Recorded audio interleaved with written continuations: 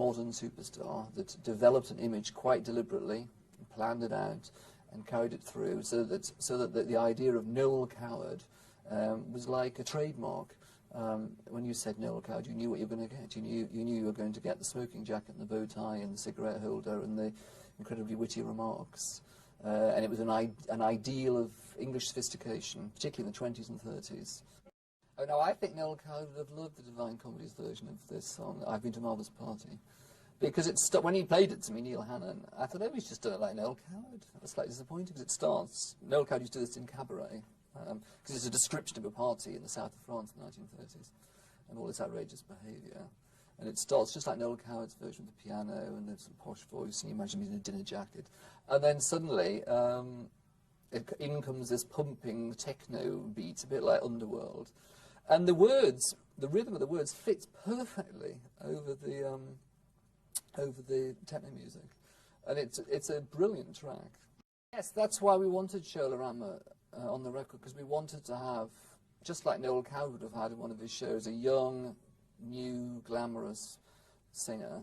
And Sholorama, you know, just came into the public eye last year, and she's a wonderful singer. In fact, she won the Brits Awards for Best Female Singer this year. And in the video, she's the kind of Gertrude Lawrence of the album, that she's very, very beautiful and sensitive, and the song, the way they've done the song, she's done it with Craig Armstrong, who did the music for the film Romeo and Juliet, and he's changed it musically slightly, and they've made it sound very contemporary, almost, I think, like a James Bond theme.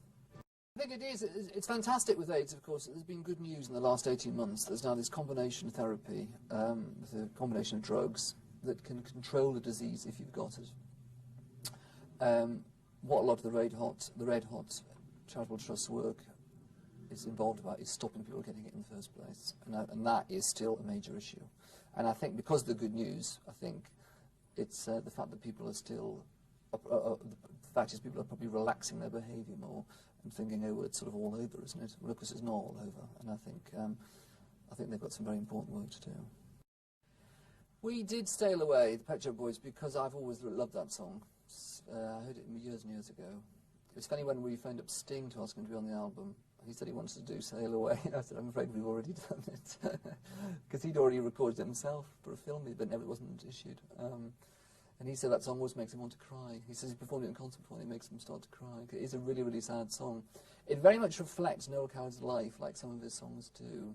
When his love life would go wrong, or sometimes in his career, he had about 4 nervous breakdowns.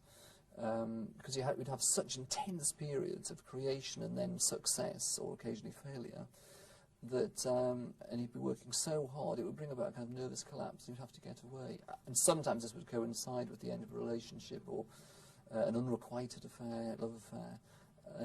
And his recipe for this, he wrote a few songs, another one called I Travel Alone. He would just get out of the country and go and get on a ship and go to the Far East or somewhere to get away from it all. And that's what this song is really his philosophy of life, I think.